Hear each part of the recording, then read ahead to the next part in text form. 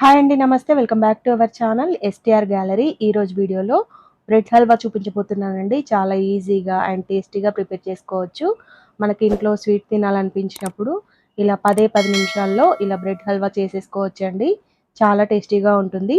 దీనికోసం నేను milk bread slices తీసుకున్నానండి. 10 పీసెస్ తీసుకున్నాను.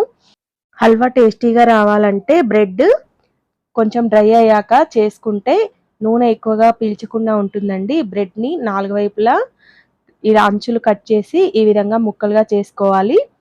అన్నీ ఇలా కట్ చేసుకున్నాం కదా, ఇలా అన్నీ కట్ చేసుకొని ఒక ప్లేట్లో ఒక 5 నిమిషాల పాటు ఎండలో పెట్టుకోవాలి. లేకపోతే మామూలుగా ఫ్యాన్ గాలికి పెట్టుకున్నా సరిపోతుంది.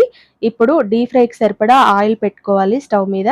ఇలా ఆయిల్ పెట్టుకున్నాక ఆయిల్ హీట్ అయ్యాక మీడియం ఫ్లేమ్లోకి టర్న్ చేసి అప్పుడు బ్రెడ్ ముక్కలన్నీ ఫ్రై చేసుకోవాలి. అన్నీ ఒకేసారి కాకుండా మూకుడికి ఎన్ని పడతాయో అన్ని చూసుకుంటూ సమానంగా వేయించుకోవాలి. అన్నింటినీ ఇలా తిప్పుతూ వేయించుకోవాలి. ఇవి చాలా త్వరగా వేగుతాయండి. అటు ఇటు తిప్పుకుంటూ రెండు వైపులా వేయించుకోవాలి. ఇదే విధంగా అన్ని ముక్కల్ని ఫ్రై చేసుకోవాలండి. చాలా చాలా బాగుంటుందండి ఇది. ఇప్పుడు ఇలా వేగాయి కదా, ఇప్పుడు దీన్ని తీసి పక్కన పెట్టుకుందాము. అలాగే మిగతావన్నీ కూడా వేయించుకుందామండి. ఇలాగే అన్ని పట్టినన్ని వేయించుకుంటూ వాయనక వాయి వేయించుకుంటూ తిప్పుతూ రెండు వైపులా వేయించుకుంటూ ఇదే విధంగా అన్ని బ్రెడ్ ముక్కల్ని ఫ్రై చేసుకోవాలి.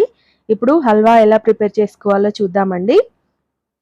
దీనికోసం స్టవ్ ఆన్ చేసి ప్యాన్ పెట్టి ఒక టేబుల్ స్పూన్ వరకు నెయ్యి వేసుకోవాలి. నెయ్యి వేడయ్యాక మనం డ్రై ఫ్రూట్స్ వేసి ఫ్రై చేసుకోవాలండి. నేనైతే జీడిపప్పు, కిస్మిస్, బాదం 3 వేసాను. ఇవి ఇలా వేగాక తీసి పక్కన పెట్టుకోవాలి.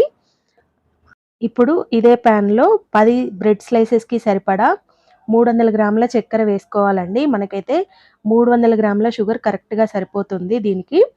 ఇలా ఒక గ్లాస్ పంచదారకి ఒక గ్లాస్ వేసుకోవాలి వాటర్. పాకం తక్కువైనా బ్రెడ్ హల్వా డ్రై అయిపోతుందండి.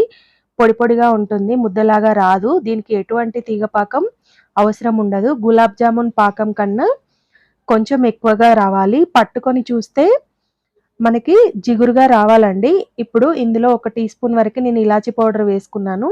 ఇలా పట్టుకొని చూస్తే జిగురుగా రావాలి. ఇప్పుడు లో ఫ్లేమ్లో పెట్టి బ్రెడ్ ముక్కలను వేసుకోవాలి. ఇలా మీడియం ఫ్లేమ్లో పెట్టుకున్నాక దీన్ని దగ్గర పడే వరకు ఉడికించుకోవాలండి. ఇప్పుడు ఇలా ఉడికించాక ఇందులో మనం ముందుగా వేయించిన డ్రై ఫ్రూట్స్ వేసుకోవాలి. ఇలా వేసుకున్నాక